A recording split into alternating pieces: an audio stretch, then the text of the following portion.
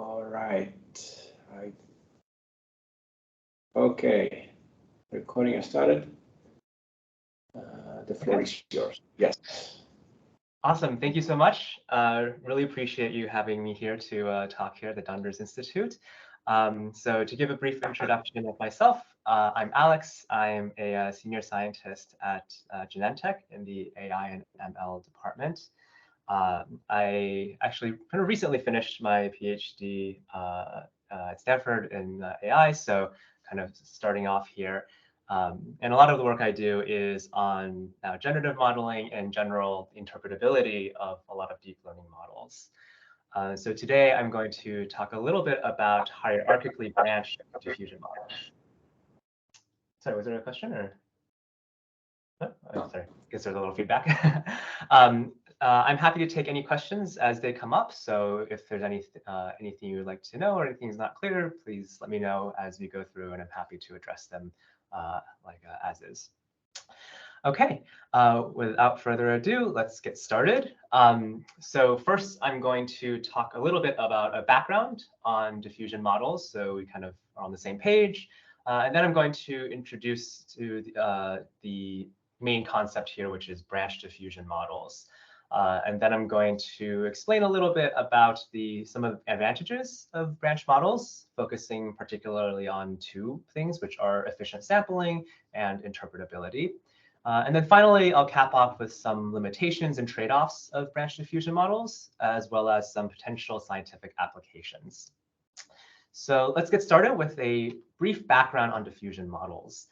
So the main goal of a diffusion model, of course, is to try and tackle this problem, which is how we can generate new data points that look like the training set. So let's say we have some training set, which is we have some cat pictures. And these are pictures, of course, of Sammy the cat. Sammy is really quite lovely, I think, if not a little bit finicky and a little bit mean sometimes, but I like Sammy a lot. And so I would like to generate some more pictures of Sammy. It's hard to get really nice pictures of him anyways. One unfortunate thing is that how do we actually sample from this set of pictures that look like Sammy? What we have here are examples of images which are drawn from some distribution we'll call Q of x naught. So what we really want to do is we would like to sample images from this distribution Q. But the thing is, this distribution Q of x naught is, well, really high dimensional and extremely complex. Right? It characterizes the values of all the pixels and the correlations and covariances and higher order covariances between all of them. And it's really not easy to not easy to even write down, let alone sample from. And so that makes it really, really tricky. We have a very intractable distribution to sample from. And all we have access to is a couple of images that are drawn from that distribution. So how diffusion models tackle this problem of intractability is that it learns a transformation where we start with our images drawn from this distribution Q of x naught, and through a series of time steps, we slowly add bits of noise to it. And typically we add Gaussian noise until eventually, after sufficient time steps of adding little tiny bits of Gaussian noise, we will reach, at the end of big T time steps, a prior distribution, which we'll call pi of x. And typically, at the end of this process, pi of x is a very nice distribution, like some isotropic Gaussian. And so here, a diffusion model defines this forward diffusion process, which iteratively adds noise and transforms this very intractable distribution Q of x naught into a very nice tractable distribution pi. And so even though we don't know how to sample from Q of x naught, we definitely do know how to sample from pi. Now, the trick of the diffusion model is to then learn the reverse transformations. And so we'll have a neural network P parameterized by theta, which will take in at any given time point an xt, which is some noisy cat picture, and it will predict the slightly less noisy cat picture xt minus 1. And so by training this neural network, the diffusion model now has a defined forward diffusion process and a learned reverse diffusion process. And together, this gives a mapping between the intractable distribution Q of x naught and a very nice tractable distribution pi. So once we have a diffusion model that's been trained, it becomes really quite easy to sample from Q of x naught, because all we do is we sample from pi, which we know how to do very easily, and then we follow the reverse diffusion neural network back, tick, tick, tick, tick, tick, all the way back until we get some sample from Q of x naught. So that's the basic idea of a diffusion model. It's really just a mapping between an intractable distribution you want to sample from and a very tractable one that you actually can sample from. So how do we actually train these diffusion models? It's actually quite simple. We have some data set. So we pick a random x, we pick a random time t to train on. We have a forward diffusion process, which adds noise to things. So we can pretty easily compute the noisy input at t-1 and at time t. And then we simply train the neural network to generate x of t-1 from x of t. And so this trains our neural network to be able to predict these reverse diffusion transformations. I am slightly simplifying this training process just a little bit. And it really is that there are some reparameterizations here that are often involved just to make the training more stable and robust. Theoretically, technically, you don't actually need these reparameterizations. It stands on its own, but just for the actual training procedure, these reparameterizations are very helpful. But at its core, this is how you train a diffusion model. So this is a discrete time diffusion model, as I presented it to you. Discrete time because the noising process and denoising process happens in discrete time steps, right? Tick, tick, tick. But we can also consider a situation where we're extending the discreteness and actually turning it into something more continuous. So if we think of our time steps of adding little bits of noise over time, if we make our time steps infinitesimally small, and we have an infinite number of them over some time period, we will actually approach the continuous case. And as it turns out, we can define diffusion models in continuous time as well. And so if we want to define a diffusion model in continuous time, as it turns out, we can define it using a stochastic differential equation, or an SDE. And so a stochastic differential equation, or SDE, will define a process where we slowly add noise to an input image, and that process is continuous. And so this differential equation is saying that at any time t, we sample a infinitesimally small amount of Gaussian noise, d omega. We'll scale that amount of noise by some quantity like sigma to the t, where sigma is a constant. And that becomes an infinitesimal change in the actual pixel values, dx. And so this specifies a continuous process in which we add noise to our input objects.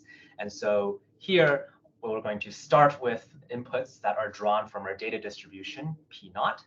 And after t time, so where t is now a continuous amount, we're going to have some distribution of noisy cat pictures. That's p sub t. Eventually, after big T time, we're going to, again, approach the prior distribution.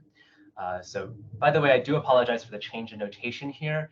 In the literature, people tend to use the letter P to describe the distribution of objects in the diffusion process. In the discrete case, people in the literature typically use the letter Q, but they really represent the same thing. It's just the distribution of objects after you've added noise to them. So one really nice thing about using the continuous case is that for every SDE, it turns out there's a very well-defined reverse SDE. So if you want to have a forward diffusion process defined by this SDE, the reverse diffusion process is already very well defined. You simply follow this differential equation backwards. And so if you want to sample from P naught, all you do is you sample from pi, which is very easy to do, and then plug it through this equation and step backwards through, similar to like an Euler process, to get a sample from P naught. And all you really need in this reverse SDE is this kind of funky quantity here, which is the gradient of the log probability distribution. And that's really the only unknown that you really need to know. And so in order to actually get this, all you do is you train a neural network to predict this quantity. So this quantity might look kind of scary, but it's really just the gradient of the log probability distribution at time t. And so at each time t, this is a gradient which effectively guides the reverse diffusion process toward regions of high probability density.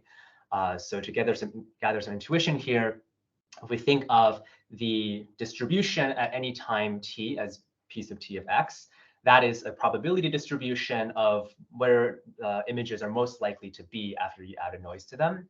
The log probability distribution is just a simple log transform, and the gradient of that with respect to x is a vector field that points to regions of high probability density. So it's a vector field that effectively points you toward places where the images are most likely to be. And as you follow this reverse SDE backwards, that will converge toward a high probability image. So how do we train these continuous time diffusion models? It's, again, really quite simple and very much matches the discrete case. We pick a random x, we pick a random t, and we have a very well-defined forward diffusion process. So we can compute p sub t, and then we can compute this gradient. And then we simply train our neural network to match that gradient. This gradient, by the way, is also called the score, or the score function. And so that's why continuous time diffusion models can oftentimes be seen as a subset of score matching models, which are another kind of generative model. But they really are kind of two sides of the same coin. So that's a brief intro into standard diffusion models. And so far, I've really focused on unconditional generation, which is the goal where we want to generate some sample from some distribution, like just cat pictures. But arguably, what is something that is much more useful in practice and much more impactful is conditional generation, where instead of just generating any object from my distribution, I want to condition my generation on some label or some property. For example, perhaps I want to generate an image by some label or caption. I don't just want any picture of Sammy. I want a picture of Sammy guarding a shark. Or perhaps I want to generate a molecule with some particular property, like a molecule that will interact with a particular receptor or a molecule that will cure some disease. And so conditional generation is a really important problem. And you might have heard of a lot of recent works in diffusion model literature, which is actually focused mostly on conditional generation because it's so useful. So conditional generation, of course, very, very important problem. How do we actually do this in a diffusion model? Well, the current state of the art is a technique which I'll be calling label-guided conditional generation. In the literature, you'll also sometimes see this called classifier-free conditional generation. I'll be calling it label-guided for reasons that'll become clear later. So here, for example, perhaps I don't want just any picture of Sammy. I have trained my diffusion model, but I want to generate specifically pictures of smiling Sammy. This is really quite a rare event to see Sammy smiling. So of course, we'd like to get specifically more pictures of this. And so how we actually can do this is we can train our diffusion model to have labels as an auxiliary input. So that means that when actually we train this diffusion model, for every xt that we put into the model, we also give it the label of the xt. And so when we actually sample from the model, the neural network will effectively guide the generation toward whatever label we supply. And this actually is quite elegant. It's the fact that we can just put in a nice label in there and it kind of just works. So this is perhaps not surprising that this is kind of the state of the art. So the nice thing here is we effectively are training the diffusion model together with a set of predefined labels. So there's no need for any external classifier or regressor. This actually sets this apart from previous methods, or I guess the previous method for conditional generation. Another nice thing is that this actually works equally well for continuous and discrete time diffusion models. That's really quite important because both discrete time and continuous time diffusion models are used today, depending on the data modality or the particular problem that we're interested in. So label-guided conditional generation is really quite nice. There are, unfortunately, some limitations to the current framework. First of all, the diffusion model that we're training is trained with labels at all noise levels, including when you've added a lot of noise to the objects. For example, say I want to generate images of smiling Sammy. Well, at really late time points, you've added so much noise that you really can't tell if Sammy is smiling in these pictures at all. So in these time points, the supplying of that label is really not very useful. Another really big limitation here is that you can't really extend this framework easily to new labels.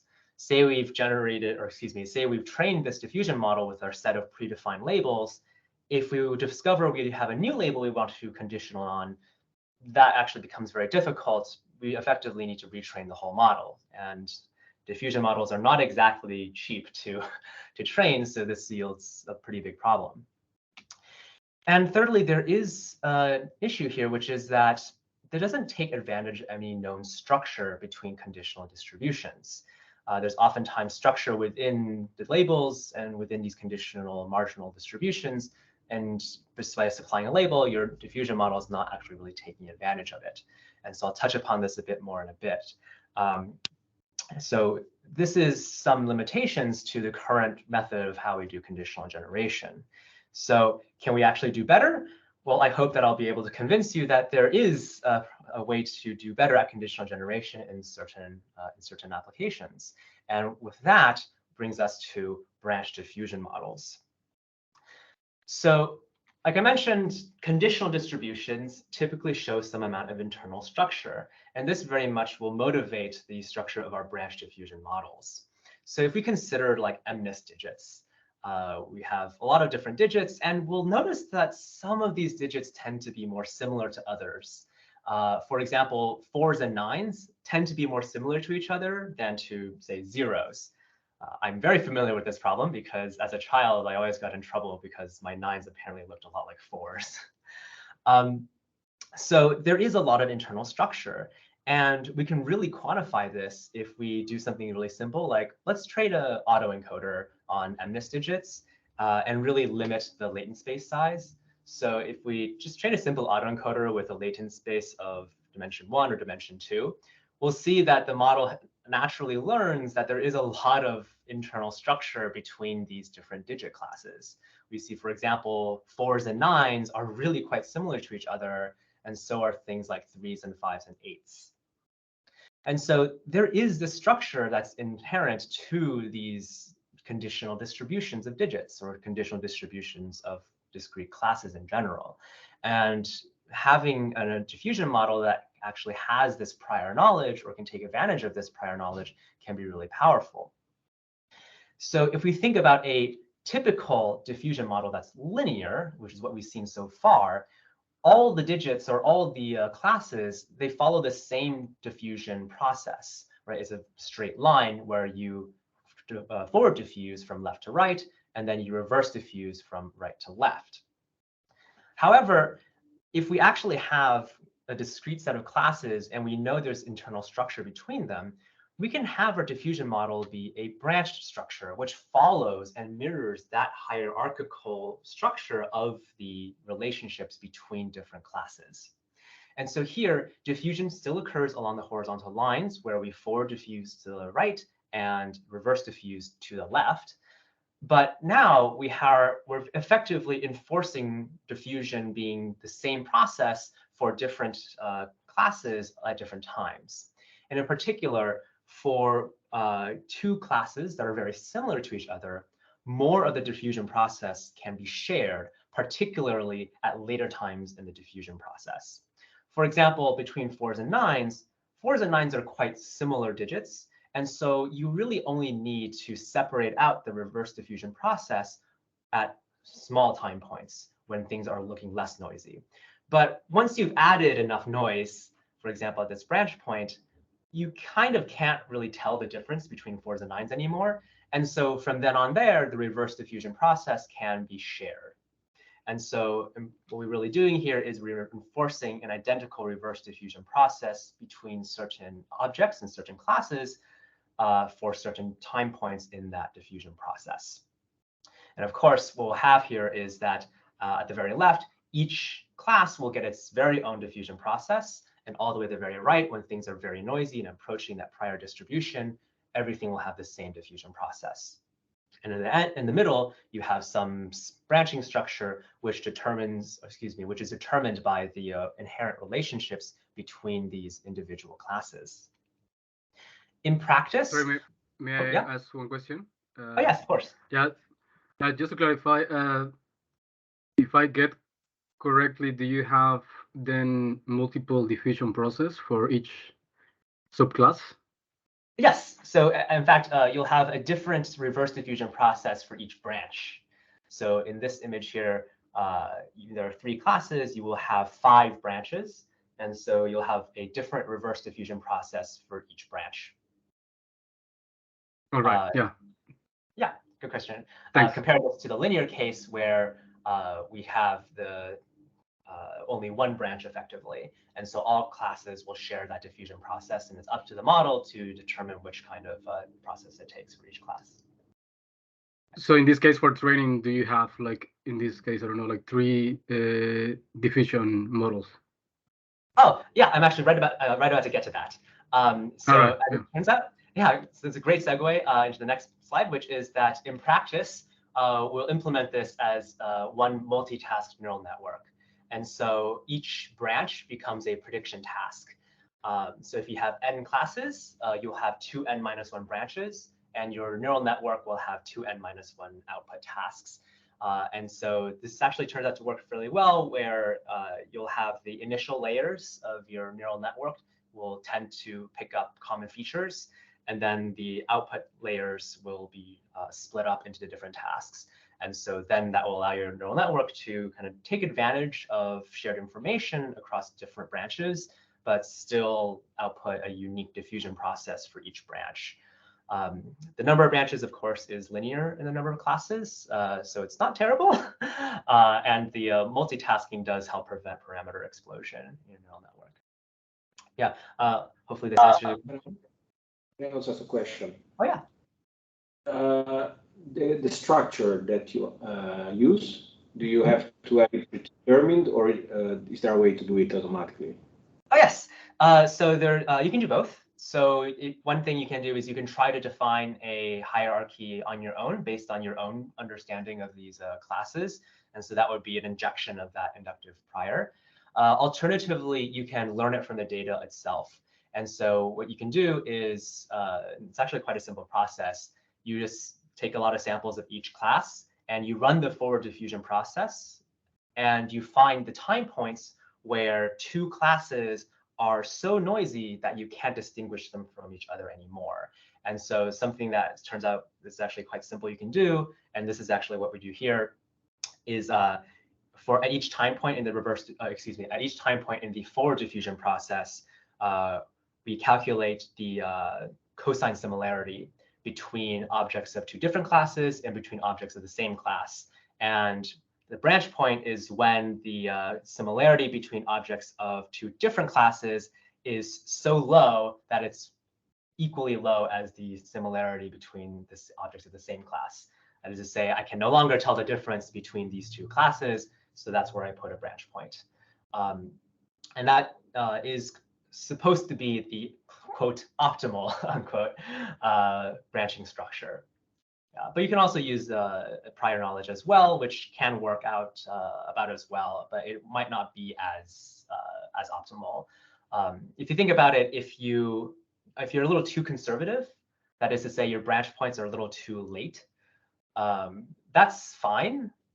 It's not going to really hurt anything. It's just not going to be as efficient. But of course, in the end of the day, if your branch points are all at the very, very end, then you've really just trained like several different diffusion models. Yeah. Oh, awesome. So moving on. So we have a multitask neural network, which will implement this. How do we actually train it? Well, it's, again, really quite simple and similar as before. We pick a random x, we pick a random t, and we simply train the output task of the neural network for that branch corresponding to the time t and whatever class of x we picked. So for example, if we picked a 4 at a very late diffusion time, we'd be training this very last branch over here. And then so, of course, this branch diffusion models work equally well with the discrete time or continuous time diffusion models. It doesn't really matter if it's discrete time or continuous time. And you can also have a lot of bells and whistles in the middle that all do a lot of different things. And because all you're really doing is changing the structure of it, the branching scheme is actually quite orthogonal to other diffusion techniques. It can be combined with a lot of different things. So that's the training algorithm. So let's actually talk a little bit about some advantages of branch diffusion models. First and foremost, branch diffusion models actually give you quite a bit of improvements in sampling efficiency. Because we have encoded explicit branch points, reverse diffusion intermediates can actually be cached. So for example, if I want to generate one batch of each digit here, I will sample from the prior, I'll reverse diffuse down this branch and get to this branch point.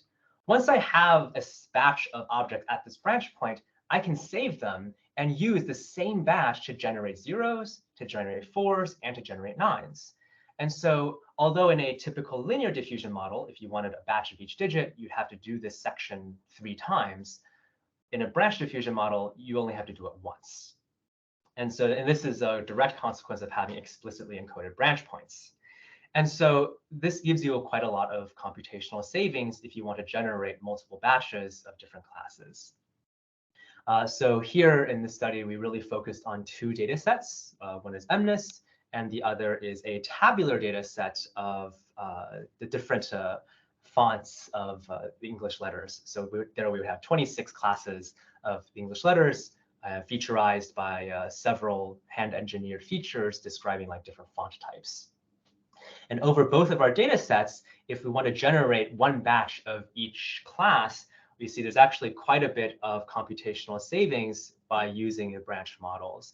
And this is from the fact that we can cache the intermediates at branch points. Of course, if you only want to generate one batch of one class, or if you just want to generate one class, then the branch models are going to take exactly the same amount of time as the linear models. It's really only when you want to generate multiple classes that you get this computational savings, of course. So in many ways, you might say that branch models are oftentimes considered at least as efficient as linear models. But you get the most benefit when you want to generate many different classes, and you also get the most benefit when your classes are very similar. So more of the diffusion process can be shared. Another benefit is ease of extension to new classes. So if, say, we have this branch diffusion model that we train to generate zeros, fours, and nines, and then we've discovered, we'd actually like to also be able to generate sevens. Well, with a branch structure, one benefit is that we can really easily add in the ability to generate sevens by just tacking on a new branch to the model. And so here, this dotted line represents the new branch that we're going to add. We realize that sevens are also pretty similar to fours and nines, so we can kind of just put that there. And again, this relationship can be inferred from the data alone. And so what we do is, in order to train this new diffusion model, is we literally just take the old diffusion model, we copy it over, and add one more task, one more output task. And that one output task is going to learn the reverse diffusion process for only sevens and only on this short diffusion time interval. So to train this, you only need to train it on sevens, and you also only need to train it on certain time steps. And after doing so, you actually see that after fine-tuning on that new class, we're able to generate sevens without affecting the model's ability to generate the previous classes. And that's pretty much guaranteed because you're not touching any of the parameters affecting the other class. We're literally only training the new parameters that we added, and there's not very many of them at all. So branch diffusion models, by virtue of the hierarchical structure, are very, very amenable to the addition of brand new classes. If we compare this to their label-guided linear counterparts, we don't actually see this as much. And unfortunately, if you were to try the same strategy of fine-tuning on just sevens, you suffer from catastrophic forgetting, where the model completely forgets about the other classes because you've just supplied that new label and it's not really seeing the other labels at all anymore. And this is actually quite unfortunate because it requires you to train with all classes. So in order to really recover the model's ability to generate all the digit classes, you need to fine tune on all the classes over all times. And that's really rather inefficient. And of course, you also do sometimes suffer from inappropriate crosstalk between the classes still. And so you really only get this partial recovery even by training on all the data. By the way, in case it's not clear, the reason why I'm calling classifier-free conditional generation label guidance is simply because you can also do conditional generation in branch models without classifiers. So technically, they're both classifier-free. OK, so this is actually a really nice benefit of branch models where we actually can extend to new classes. A third benefit we get is going into the realm of interpretability. If we think about the intermediate diffusion products at branch points represent the first time, the earliest time at which two classes become indistinguishable from each other. And so these intermediates at branch points are oftentimes hybrids, where they'll have features which are otherwise intermediate or interpolated between two different classes. So for example, if we were to take a look at this branch point between 4s and 9s, or another branch point between 1s and 7s, we can visualize the hybrid object between them. And if we do that, we can see that the hybrids tend to have features that underpin both classes. So in this figure, I'm showing in the middle row the hybrid intermediate objects. So these are the intermediate diffusion products at the branch points. And the same object in the middle is being used to generate the digit on top and the digit below. So for example, this object here is used to reverse diffuse to this 4 on top and this 9 on the bottom. And similar for the 1s and 7s below. And so you can really see that these hybrids oftentimes have very shared characteristics that underpin both objects above and below. And you can kind of see that they are, in general, sort of shared intermediates between the two classes. And so this actually gives you some insight into the relationships between different classes. By the way, I am applying a little bit of Gaussian smoothing to the hybrids here, just for ease of viewing. So these are just images, but we can actually quantify this a bit further using our tabular data set. So for example, if we look at hybrids between different tabular letters, like between O's and X's or E's and F's, and we look at certain features, we can see that the distribution of feature values at these hybrid intermediates are effectively intermediates or oftentimes transitions between the endpoints, which are unique classes. And so these hybrids do offer some amount of interpretability into how one object can kind of underpin both different classes. And a very related benefit is in interpretability is condition generation by analogy, which we can call transmutation. So for example, if we were to start with some object here, like a 4, perhaps a 4 that we've drawn from the data set or one that we've generated, we can forward diffuse down the branch to the branch point, and then reverse diffuse down another branch to a different class.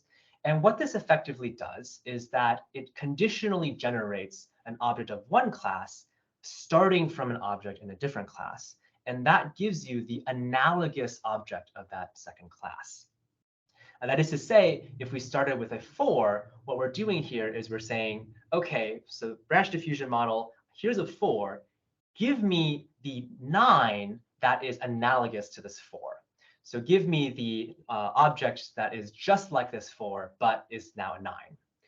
And in this transmutation process, we'll see that a lot of features are actually preserved in this transmutation. So for example, if we were to transmute between 4s and 9s or 9s to 4s, we'll find that through that intermediate stage, a lot of features are preserved.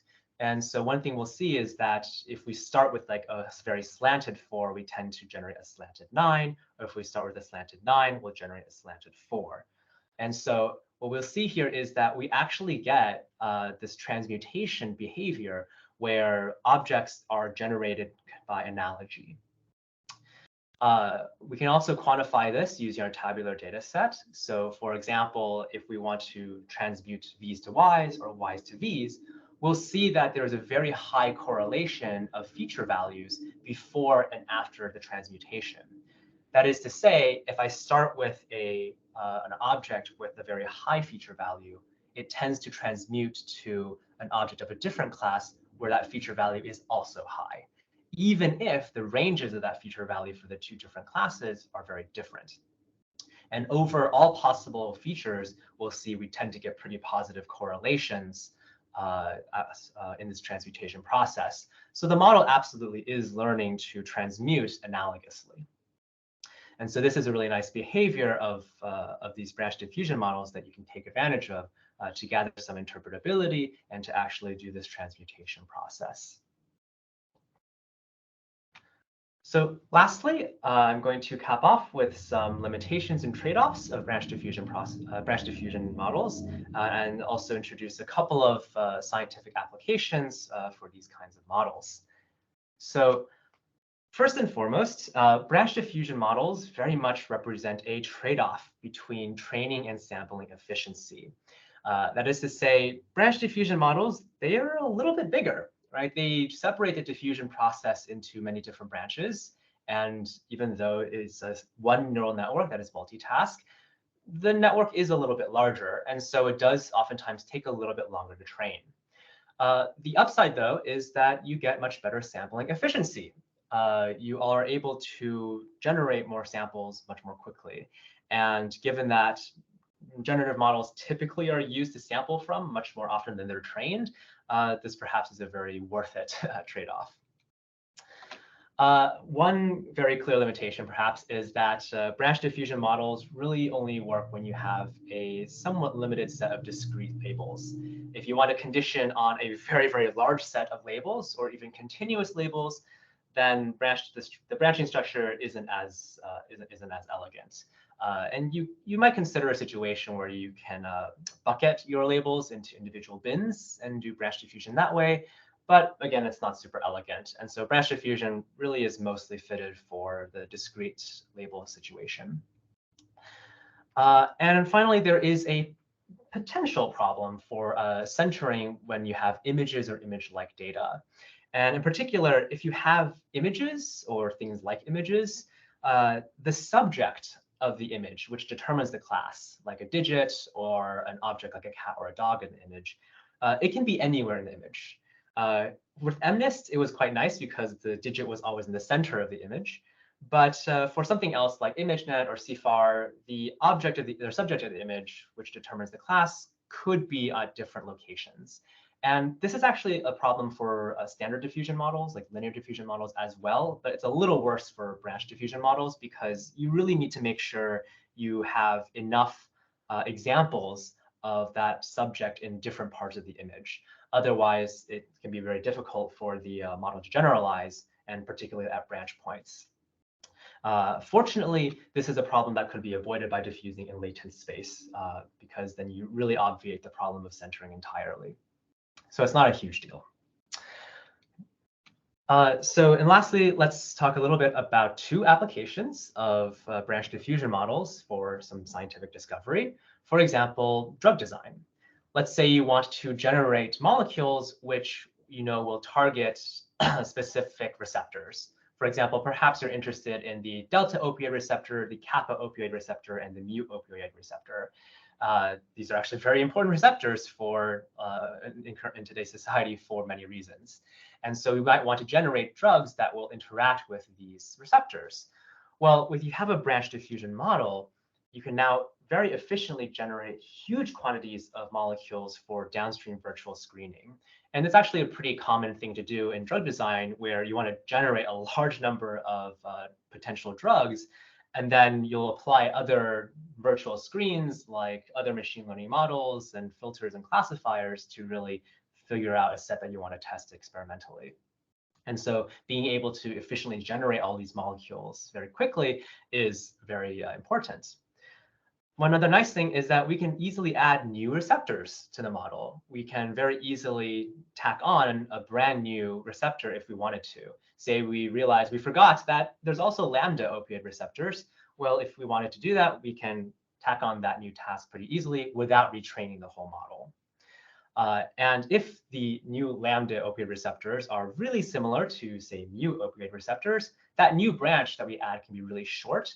And even if we don't have that many examples of molecules that interact with that receptor, because that branch is very short and it's so similar to other branches, we can still generate a pretty high quality generative model, even in that low data regime. Our last application is perhaps interacting with cellular states. So we might train a diffusion model to generate measurements of different cellular states, for example, RNA levels or the transcriptome. And here we might be generating the transcriptome or RNA levels for different cell types, for example, skin cells, lung cells, or muscle cells. And so in this process, we realize that different cells also have this hierarchy. And so our branch diffusion model can mirror that. And after we train this model, we can use this model to really interpret the relationships between these cells and use them to better understand how different perturbations might affect these cells. For example, these branch models would let us ask questions like, what is a cell state that is between cell types A and B? What is a cell type between this kind of lung cell and this other kind of lung cell? Or given a cell type of type A, what is the analogous cell of type B? This could be very useful, for example, if we had applied some perturbation or like, for example, some drug to a skin cell. And we would like to know what would the effect be on a different cell type. Like what would the effect be of this drug be on a lung cell? Well, using a branch diffusion model, you can more easily do that by applying that perturbation to a skin cell and applying transmutation to transmute that effect into a different cell type. So this can be really quite nice for a lot of exploration into this kind of work and for cellular state and drug design. Okay. With that, I'd like to thank everyone involved in this project. A lot of this was through the support of my department, in particular, these three individuals for their unwavering guidance and advice. So big thanks to them as well. And thank you all for listening and for your attention. If you have any other questions, I'm happy to discuss them right now. And any other comments as well, I'm also happy to discuss.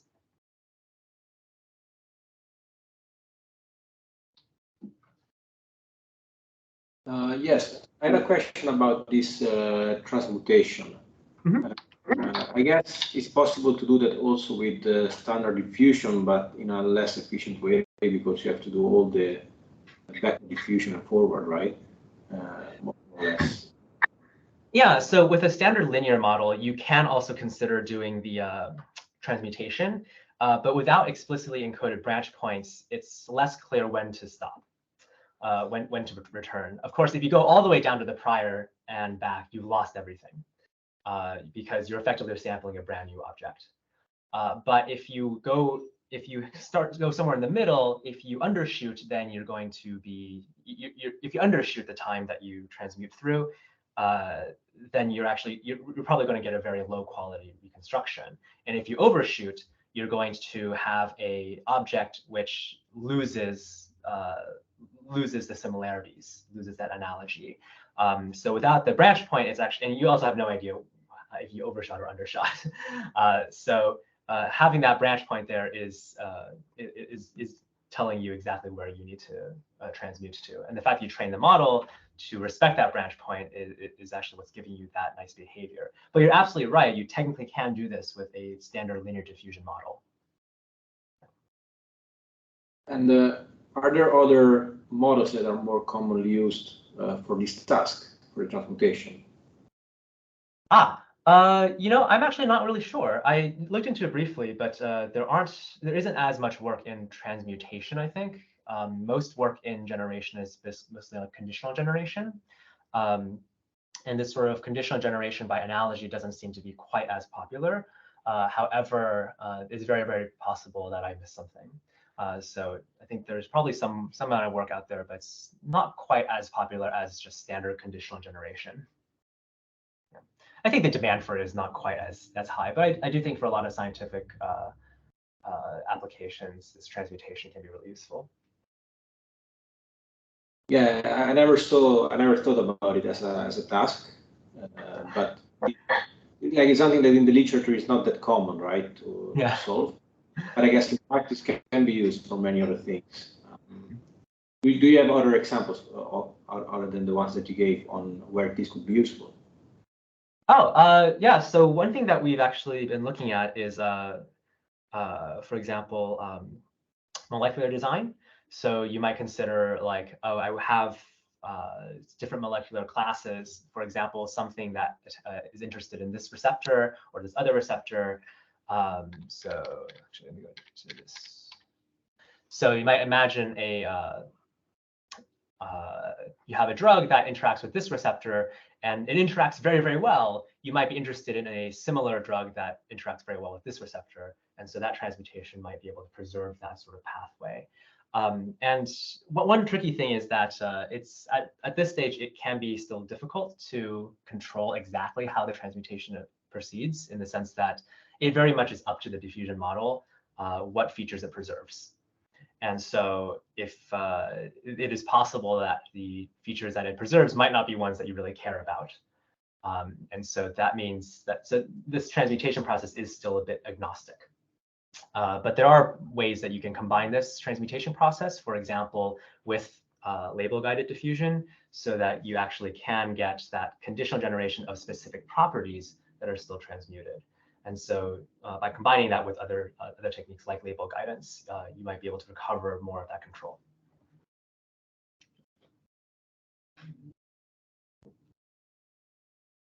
I wanted to ask one question. In practice, how do you choose these branching points? So so in practice, you can do it by prior knowledge, just your own understanding of how things should fit together in that hierarchy. Or what you can do is, let me actually go back to that picture. Because I guess essentially these are time points, right? So time diffusion points. Yeah, exactly. And so one thing you can do is you just take objects from each class and you run the forward diffusion process, and you find the time points where in the forward diffusion process where the two classes are so noisy that they're just barely indistinguishable from each other. In practice, what I found that what works is that you can just use something simple like cosine similarity and say, as you run the forward diffusion process, what is a time point where 4s and 9s, the cosine similarity between 4s and 9s is just about as low as the cosine similarity within just 4s or within just 9s.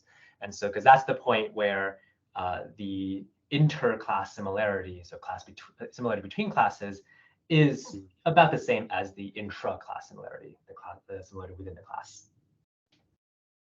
Do you also find some relationship between the signal to noise ratio between each of the pair of classes, for example? Because I guess, so typically this state is when the signal to noise ratio is, I don't know, like 0.1. So there is more noise, but still there's some signal between the two classes.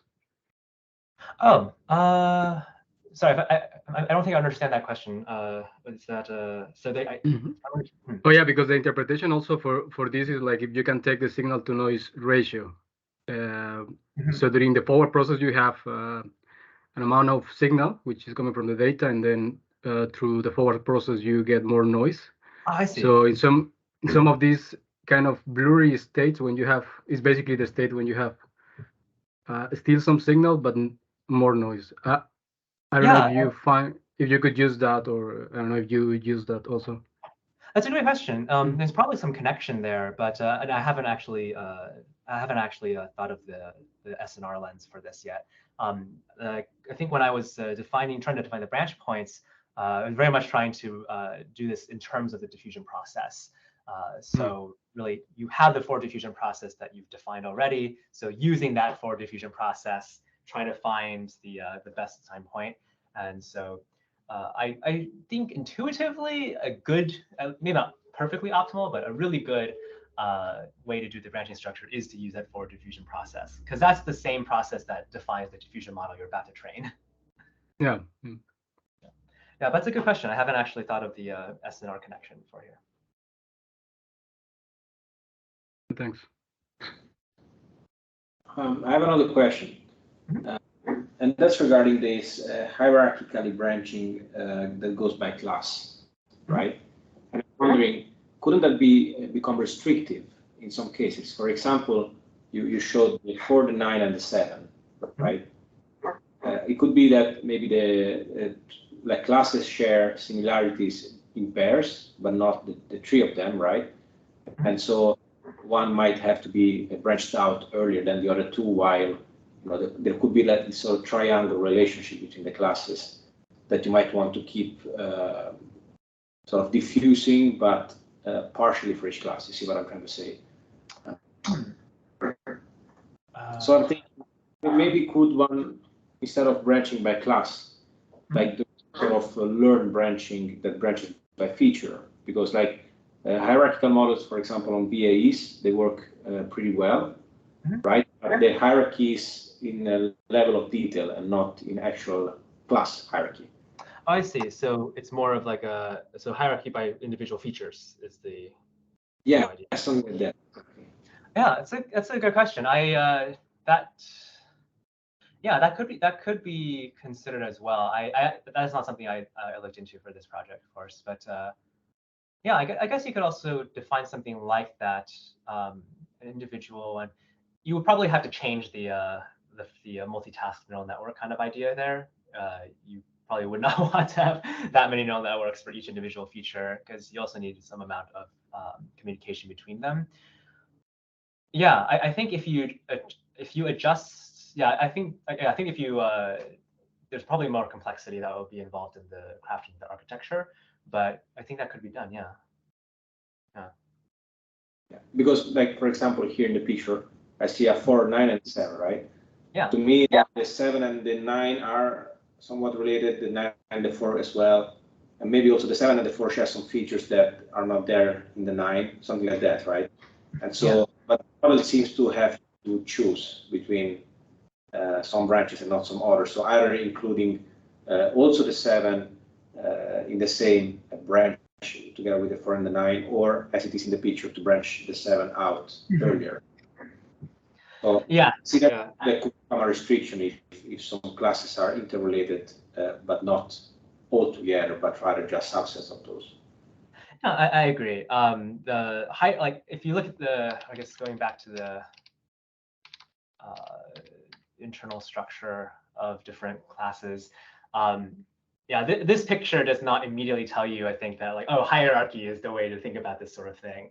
I think hierarchies are a more expressive way to represent this, but definitely right. They're definitely not like the they don't capture all the complexity. So I think that yeah, if you were to separate out features, or you have these more like triangular relationships, that's not easily captured by the hierarchy. I will say one thing is that the actual hierarchical structure is not super fragile, so you can get away with suboptimal hierarchies, and the diffusion model will still train pretty well. So you're right that it can be limiting, but it's also somewhat flexible. So even if you're slightly wrong, if you're a little bit wrong, it's oftentimes it doesn't actually affect the model too much, which is one fortunate thing. Right. Thanks. Yeah.